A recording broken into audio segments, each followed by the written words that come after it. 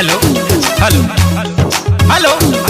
अरे साला आवाज का नहीं खावत रे, का भइल देख माग साला रोज बैटरी के तार टूटल बा। हेलो हेलो हां हो बन रहा दे। हेलो अरे ये चच्चा, ए भैया, ए काका, अरे मरते हेने आवा हेने होई ना देखा हो आ गईनी। अरे आवा आवा जल्दी आवा। सुना है बाबे कोनो बीमारी चाहे रोग माला जारी सारा कोई के उपाय जदी गोइल बड़ा हारी। अरे ये टक्का इधर आइए इधर। अरे ढुकाओ चली बाबे कोनो बीमारी चाहे रोग माला जारी सारा कोई के उपाय जदी गोइल बड़ा हारी तब चिंता ना आप कीजिए। मेहरबान कदरदान शहरबान खानदान पानदान थूकदान आगे आपके शहर आपके गली आपके मोहल्ले आपके चौराहे पे बेतिया का मशहूर दवा विक्रेता। तो देर ना कीजिए, खटमल खटिया में हो या पाट पटिया में या कुर्सी टेबुल में उड़ीस हो गया हो, दवा हमारे प्रचार गाड़ी से लीजिए। आइए अरे बजाओ रे। दवा हमारे प्रचार गाड़ी से लीजिए। गावा कौन? अरे दवा हमारे गाँव ना रे। अरे रुक साला का होता नहीं, गाँव जल्दी। अरे दवा हमारे प्रचार गाड़ी से लीजिए। आइए महाराज आइए, चूहा खटमल उड़ीस मारने का दवा हमारे प्रचार गाड़ी से लीजिए। अरे मर्दवा मूस मारने का दवा हमारे प्रचार गाड़ी से लीजिए। आइए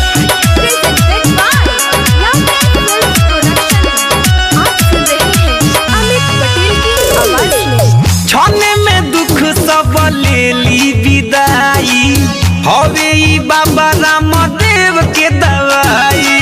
अरे बाबू देख तो काहे 2 महीना से हमारा पिछवाड़ा खोजुआ था। छाने में दुख सब ले ली विदाई, हवे बाबा रामदेव के दवाई। जदी जरता है पेट खा के देखो टबलेट कम करेला बहुत बाकी महंगा बरेट भले पैसा भी कमे दीजिए। गोड़ से उठल नहीं जात, पैर से बैठल नहीं जात, लात से चलल नहीं जात। अरे ये टक्का हगुआउनी खजुआउनी दिनाए खवसी हो गइल बा, कलकल हो गइल बा, वो भी दवा हमारे प्रचार गाड़ी से लीजिए। आइए अरे आवो ना मर्दे, खैले बड़ा तो खा के ले जाना, तो चिट्टी कौड़ी गला के ले जा।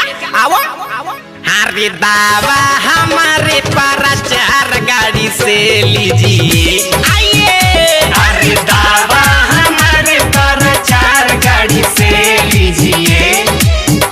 अरे दवा हमारे प्रचार गाड़ी से लीजिए। अरे भैया अरे होई ना दवाई देखो होई। अरे मर्दे घूसे वाला बा, आ पूते वाला बा, आ चूसहू वाला बा, आ लीलहू वाला बा। अरे मर्दे कुछ औरी मत समझियो, टैबलेट औरी लोशन के बात करतनी। लागी ना भूख तब रहब भूखाइल, ऐसन दवाई बानी खोज के लिए आइल। अरे रे बाबू कोरोना के दवाई बका अरे लागी ना भूख तब रहब भूखाइल, ऐसन दवाई बानी खोज के लिए आइल। अवले जा चटपट काम करी झटपट, जदी चाही नहीं तो है आगे बड़ा फटाफट। अब टाइम ना पास कीजिए। ये देखिए सांडे का तेल। जी हाँ मेरे दोस्त, सांडे का तेल। तेल एक कारनामी अनेक। दिल में खोट हो, बदन में चोट हो, जख्म नया हो या पुराना, बस एक बार इस तेल को लगाना। जी हाँ मेरे दोस्त, सांडे का तेल, सांडे का तेल। आइए हमारे प्रचार गाड़ी से लेके जाइए। आइए अरे दवा हमारे प्रचार गाड़ी से लीजिए। आइए अरे दवा हमारे प्रचार गाड़ी से लीजिए। अरे दवा हमारे प्रचार गाड़ी से लीजिए।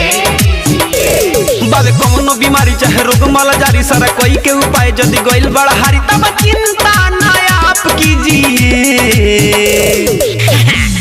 बवासीर भगंदर, ये हाइड्रोसिल का उपचार मात्र एक गोली में फरार। तो आइए हमारे प्रचार गाड़ी के पास, बिना ऑपरेशन, बिना कोई चीर फाड़, देखिए हम कैसे सर्दियाँ इलाज करते हैं।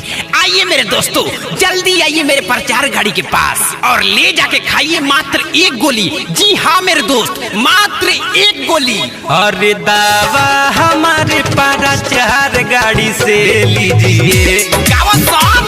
अरे दावा हमारे गावा